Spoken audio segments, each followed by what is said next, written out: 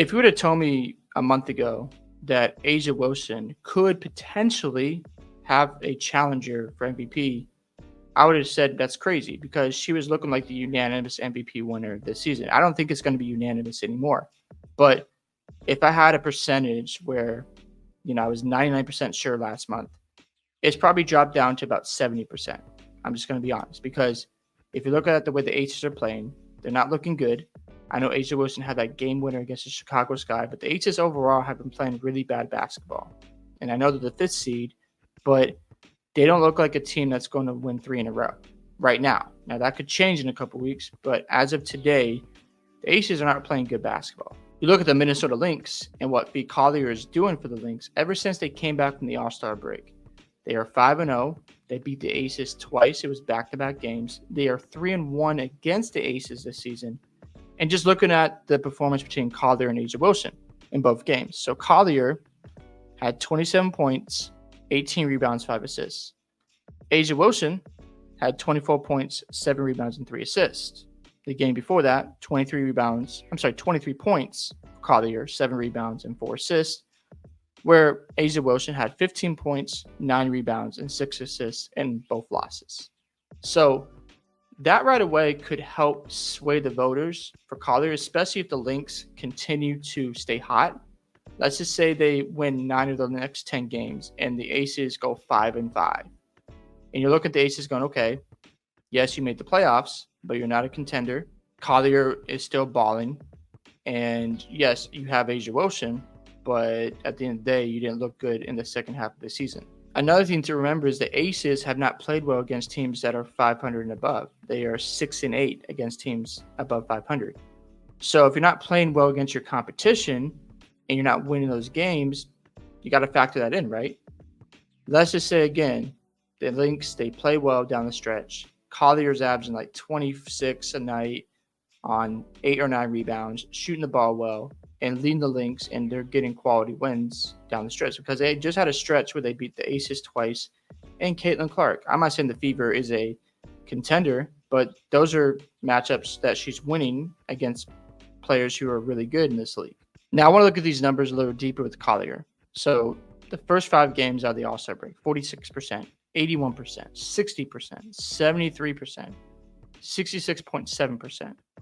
The girl is shooting lights out, and she's playing excellent basketball. I know she had an injury early in the season. She missed, I think, a couple games. So she's played 25 games versus Asia Wilson's 29 games. So if we're factoring games, okay, I get that. Obviously, the numbers for Asia Wilson is a little bit better. She's having 26 versus Collier's 21. But momentum does matter, in my opinion.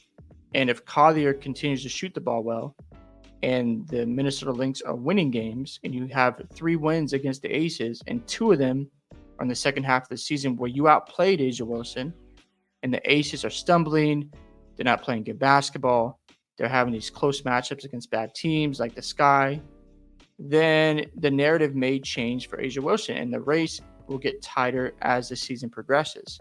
Right now, I don't think she's going to win it unanimously anymore, especially the way the Aces are playing basketball. They're not playing good. They don't look good. And Collier's just out here hooping. And the numbers back it up. The last 5 games, she hasn't taken more than 18 shots. That's really good efficiency. That's actually incredible efficiency.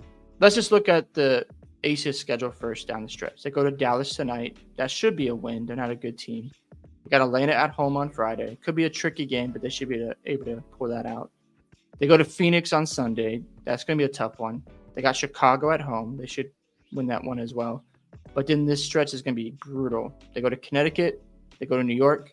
They go to Indiana twice. They got Connecticut at home and go to Seattle. Let's just say the Aces go 1-5 in that stretch. Now you're like, okay, they go, let's say 19-20. Say they lose to Phoenix. They beat Chicago.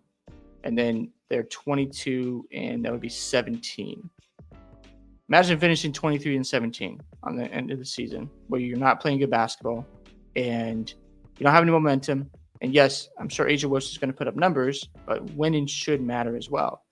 And if Collier continues to shoot the ball well and she's getting you 25 to 27 points a night on really good efficiency, and the Lynx are staying hot and they're playing great basketball, then the narrative might change very quickly for Asia Wilson. Fair or unfair, this could potentially happen where we see Collier gain momentum and possibly overtake Wilson for MVP. Do I think that's going to happen? Probably not. But at the same time, you just never know because momentum does matter in basketball, and how you're performing and how your team's performing. That should all factor in. So let's look at the Lynx schedule now. So they go to Phoenix tomorrow. That should be a win. They go to Dallas on Friday. They got Chicago at home. They go to Indiana. That could be a tough one. They go to Washington. They go to Atlanta. They got Chicago at home. They go to New York. That's going to be a battle. They go to Connecticut. That's going to be another tough game. They go to Los Angeles. Let's just say they run the table. So they beat Phoenix. They beat Dallas. They beat Chicago. They beat Indiana. They beat Washington. They beat Atlanta. They might win these first 6 games. And then actually 7 games. So they might go 7-0 in this next stretch of games. Let's just say they lose to New York, they beat Connecticut, and they beat Los Angeles. So they finish the season, would that be 31-9? That is impressive. And if Collier is making that impact where she's helping them win basketball games, she's the best player on their team, and they beat New York in Connecticut, or just at least one of them on the road, that's going to be impressive. I know their schedule is not as hard down the stretch, but again, if you're performing and showing up in these games and outperforming the other stars, that has to be talked about. And Collier is playing some excellent basketball right now. Now, do I think Collier ends up being the best player in the world if she does win the MVP? No, Asia Wilson is still the best player until further notice. She's got the championships. She's got obviously the gold medal, the MVPs to back up her claim. It's going to be hard to catch Asia Wilson right now because the way she's playing basketball, everything she's done, you can't just dismiss that after just one season. I don't like doing that where somebody wins a championship, all of a sudden they're the best player. No, I'm not going to do that, especially if you have a run of 6 years the way Asia Wilson has. She has Hall of Fame type of stuff. She's going to be a Hall of Fame. There's no doubt about that. But when we're talking about legendary players, she should be in those conversations already, GOAT conversations, etc., because she's that good to me. Obviously, she's been dominant this season with her scoring, her rebounding. I just think it's unfortunate because right now the Aces are playing the worst basketball of the season.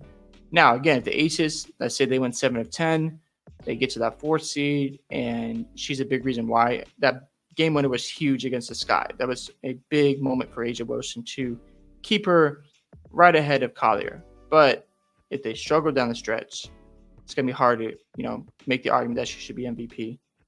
And again, if they do play well, I think she'll win. I don't think it's going to be a runaway. But again, I think she'll end up getting it done if they do end up overcoming this schedule, because that schedule down the stretch for the Aces is very brutal. And for the Lynx, they just got to keep playing good ball. Just handle your business. Keep Collier healthy. And if she keeps this kind of play up, it's going to be interesting to see what the voters decide to do down the stretch. Hope you guys enjoyed this video today. I'd love to hear your thoughts on Fee Collier's chances to win MVP against Asia Wilson. Do you think it's already over? Do you think Wilson's going to win it? Love to hear your thoughts. Don't forget to like and subscribe to the channel. And I'll see you in the next one.